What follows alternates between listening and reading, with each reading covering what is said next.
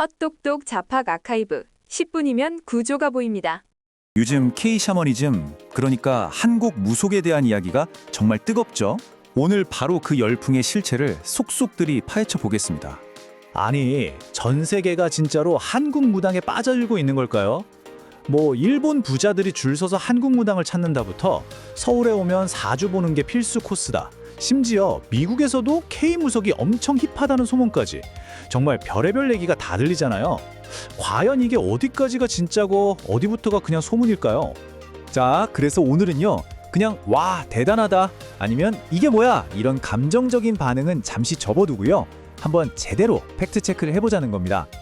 뜬 소문을 싹 걷어내고 진짜 데이터란 사실들만 가지고 이 형상의 속살을 들여다볼 거예요. 저랑 같이 한번 따라와 보시죠. 자, 첫 번째 섹션입니다. 과연 이게 정말 전 세계적인 샤머니즘 열풍일까요? 사실 이 현상에서 제일 신기한 게 뭔지 아세요? 불과 몇 년 전까지만 해도 우리끼리도 좀 쉬쉬하고 말하기 조심스러워했던 이 무속이라는 게 갑자기 탁 하고 수면 위로 올라와서 모두가 이야기하는 문화 현상이 됐다는 거예요. 이게 그냥 외국인들이 우리 무당을 좋아하네? 이런 단순한 얘기가 절대 아니라는 거죠. 보세요. 영화, 드라마는 기본이고요. 서울시 관광 가이드, 심지어는 서울대학교 같은 학술 행사에서도 주제로 다루고 한국관광공사에선 이걸로 홍보 컨텐츠까지 만들어요. 이건 이제 믿음의 영역을 넘어서 하나의 완벽한 문화 상품, 그러니까 소비할 수 있는 컨텐츠가 됐다는 아주 강력한 증거입니다. 자, 이제부터가 정말 중요한데요. 이 현상을 제대로 이해하려면 딱 한 가지, 이것만은 반드시 구별하고 넘어가야 합니다. 이걸 모르면 뭐랄까, 전체 그림을 계속 잘못 보게 될 수밖에 없어요. 그게 뭐냐면요, 바로 의례로서의 무속과 점사로서의 사주, 이 둘의 차이입니다. 자, 무속 의례라고 하면 보통 우리가 생각하는 굿 같은 거 있죠? 공동체, 조상, 한풀이, 굉장히 깊고 복잡한 신앙체계예요. 외부인이 쉽게 끼어들기 어렵죠. 그런데 사주 점사는 뭐예요? 이거 훨씬 개인적이고 어떻게 보면 상담 서비스에 가까워요. 바로 이겁니다. 지금 우리가 말하는 이 K-샤머니즘 열풍의 거의 대부분은 저 깊고 무거운 의례가 아니라 가볍고 쉽게 접견할 수 있는 점사에 몰려있다는 사실이에요. 네, 바로 그거예요. 생각해보세요. 외국인 관광객이 한국에 와서 보는 게 막 동네에서 벌어지는 거대한 구판일까요?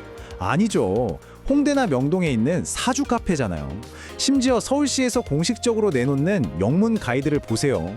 제목이 서울 무속 가이드가 아니라 서울 사주 가이드예요. 이건 뭐 공식적으로 외국인들이 소비하는 건 바로 이거다 라고 콕 집어주는 거나 마찬가지죠. 자, 그렇다면 이런 점사 중심의 소비 패턴이 실제로는 어떤 모습일까요? 가장 말도 많고 탈도 많은 일본 케이스부터 한번 들여다보겠습니다. 흔히들 일본 부자들이 한국 무당한테 점 보러 온다는 얘기 많이 하잖아요. 근데 이걸 그냥 요즘 이게 유행이래 하고 넘기면 핵심을 놓치는 거예요. 사실 이건 갑자기 뿅 하고 나타난 현상이 아니에요. 이 연결고리를 쭉 거슬러 올라가면요, 예전부터 일본에 계시던 제1동포 사회에 이미 한국식 무속 문화가 있었고, 여기에 최근 몇 년간 한류 열풍이랑 관광 붐이 합쳐지면서 뭐랄까, 불에 기름을 부은 격이 된 거죠.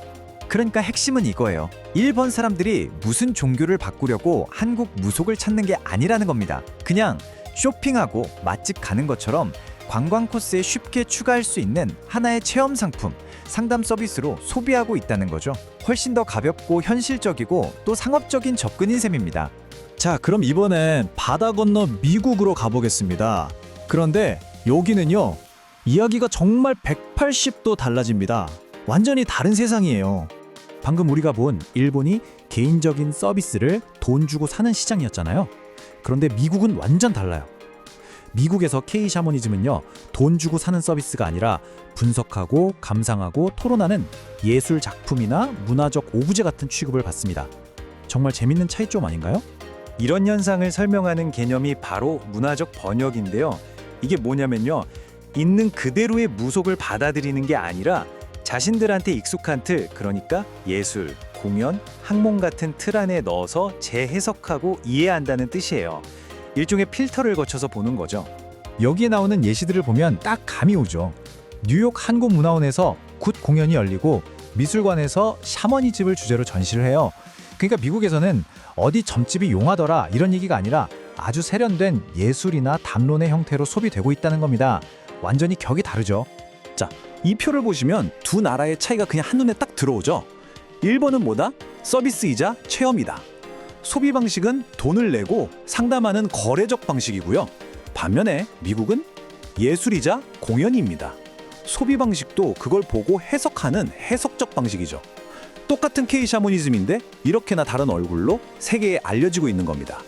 아니, 그러면 대체 이 모든 관심은 어디서부터 시작된 걸까요? 일본이든 미국이든 사람들이 어떻게 K 샤머니즘을 알게 된 걸까요? 그 뒤에는 우리가 너무나도 잘 아는 정말 강력한 프리퀄이 있었습니다. 그렇죠. 체험 이전에 이미지가 먼저 있었던 겁니다. 생각해보세요. 아무 정보도 없는데 갑자기 누가 무당을 찾아가겠어요? 아니죠. 사람들이 실제로 사주 카페를 찾고 굿 공연을 보러 가기 훨씬 전에 K 컨텐츠가 먼저 그 강렬한 이미지를 전 세계 사람들 뇌리에 그냥 쾅 하고 박아 넣은 겁니다. 이 깔때기 모델을 보시면 이해가 쉬울 거예요. 제일 위 가장 넓은 입구에는 뭐가 있죠? 바로 K 콘텐츠입니다. 영화 곡성이나 파며 수많은 드라마들이 전 세계 수많은 사람들에게 와, 한국 샤머니즘이라는 게 있네? 되게 강렬하다 하는 인식을 심어주죠. 이게 1단계 인지예요. 그럼 그중 일부가 호기심을 갖고 한국에 와서 나도 한번 해볼까 하고 사주 같은 걸 체험해보겠죠? 이게 2단계 호기심입니다. 그리고 그 중에서도 정말 극소수만이 더 깊은 상담을 받거나 관심을 갖게 되는 3단계 참여로 넘어가는 거죠. 거대한 K 콘텐츠의 힘이 소수의 실제 체험으로 이어지는 아주 명확한 경로가 보이지 않으세요? 자, 그럼 이제 지금까지 살펴본 모든 조각들을 모아서 최종 결론을 한번 내려볼 시간입니다. 결론부터 말씀드리자면 지금 전 세계로 퍼져나가는 건 맞습니다. 하지만 이건 종교적인 개종이 절대 아니에요. 어떤 믿음이 퍼져나가는 게 아니라 하나의 독특하고 매력적인 문화 체험이 퍼져나간다고 보는 게 훨씬 정확합니다. 이 말에 모든 게 담겨 있다고 생각해요. 생각해보면 그렇잖아요. 미국 사람이든 일본 사람이든 한국 사람이든 우리 모두가 가진 불안은 사실 비슷하거든요. 연애 문제, 직장 문제, 미래에 대한 막막함. K 샤머니즘은 바로 그 보편적인 고민과 불안을 해결해주는 아주 독특하고 신비롭고 또 매력적인 한국식 솔루션 또는 인터페이스로 받아들여지고 있는 겁니다. 하지만 물론 이렇게 번역되는 과정에서 뭔가가 빠지거나 왜곡되는 건 어쩔 수 없겠죠. 원래 무속이 가지고 있던 어떤 공동체의 아픔을 어루만지고 한을 풀어주는 그런 깊은 맥락들은 대부분 사라져요. 대신에 아주 가볍고 인스타그래머블하고 소비하기 좋은 힙한 신비 체험으로 포장되는 거죠. 사실 이건 어떤 문화가 세계화될 때 거의 필연적으로 겪게 되는 과정이기도 합니다. 결국 이 K 샤머니즘의 세계화 현상은 우리에게 더 큰 질문을 던지는 것 같아요. 하나의 문화가 상품이 되어서 국경을 넘을 때 우리는 무엇을 얻고 또 필연적으로 무엇을 잃게 되는 걸까요? 이 질문의 정답은 없을 겁니다. 아마 여러분 각자의 생각이 바로 답이겠죠. 오늘 이야기는 여기까지입니다. 자팍으로 구조를 기록합니다. 구독해두시면 다음 이야기도 이어집니다.